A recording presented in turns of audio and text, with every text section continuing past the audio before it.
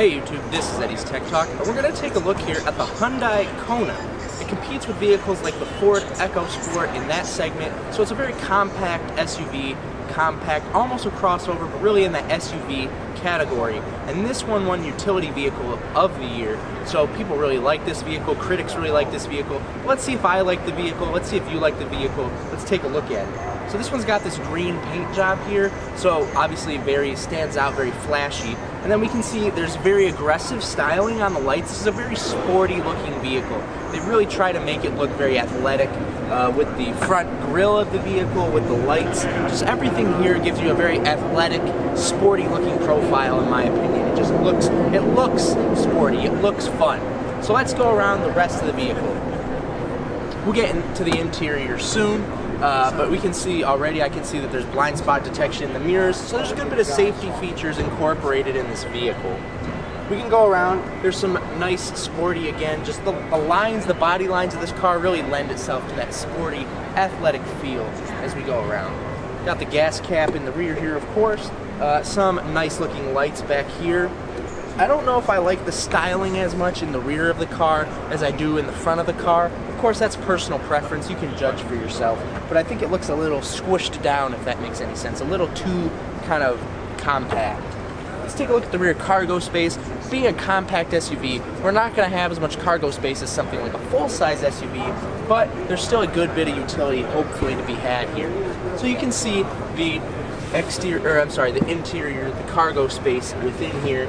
And below, there's some compartments for, you know, a tire patch kit and all that kind of stuff down here. So there's a couple different layers within the vehicle's trunk space. But you can see it's not extraordinarily large. It's good for getting groceries and that kind of stuff, but not really. You're not going to take a whole lot of stuff anywhere with this vehicle. But it's got enough to do the job serviceably. Alright, so let's get a look at the interior of the vehicle and see what it's like on the inside.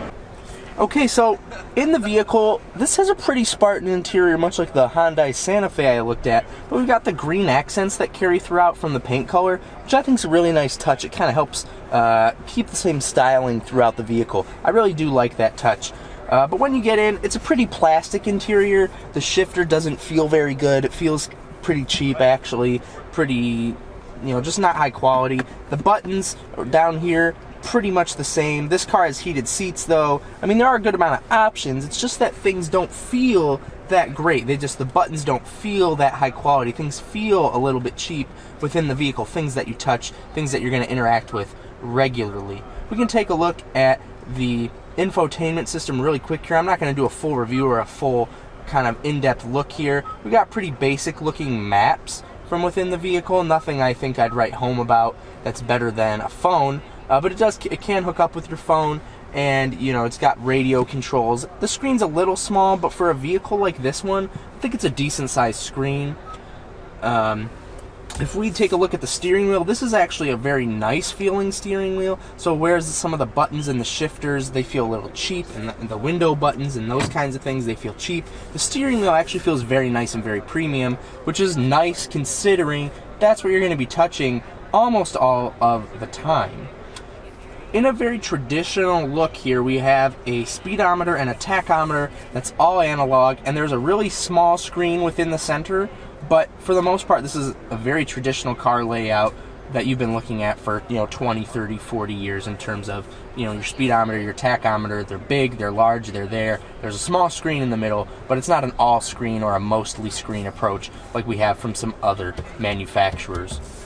So the seating position's pretty good. I feel pretty good sitting in it. I do feel a little actually sunken down. I feel like I can see the hood just barely. I'm 5'9" for reference, so I can just barely see the hood out here. So I do feel actually a little bit low in this vehicle, but the driving position's pretty good. I feel like it's pretty sporty. There's not a big rear end, obviously, to this car, so I feel like you could maybe whip it around pretty easily and it'd feel pretty good, even though it wouldn't be that fast. Let's take a look at the back of the car in this compact SUV and see what the passengers might think about it.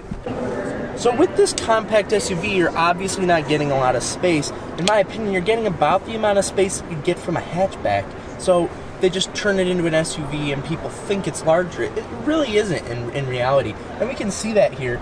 I used to own a Ford Fiesta, and whenever I'd have to ride in the back, whenever someone else was driving my car, I'd sit in the back, and I'd say that I would have about the same legroom as I do in this car. Maybe a little less, but my knees are definitely hitting the seat, and this again is in my normal 5'9" driving position, so if you're 6'1", 6'2", you can imagine how much more cramped it's going to be back here.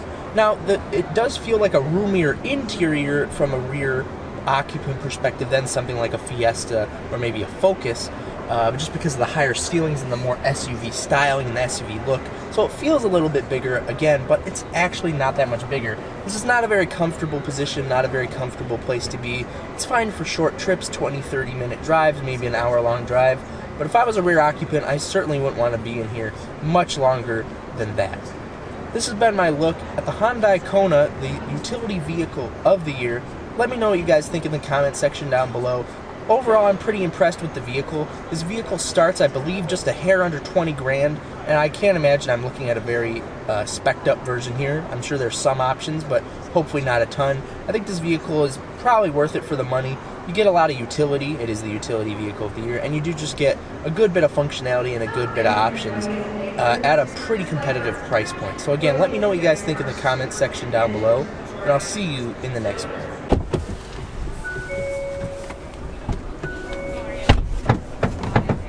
You locked it.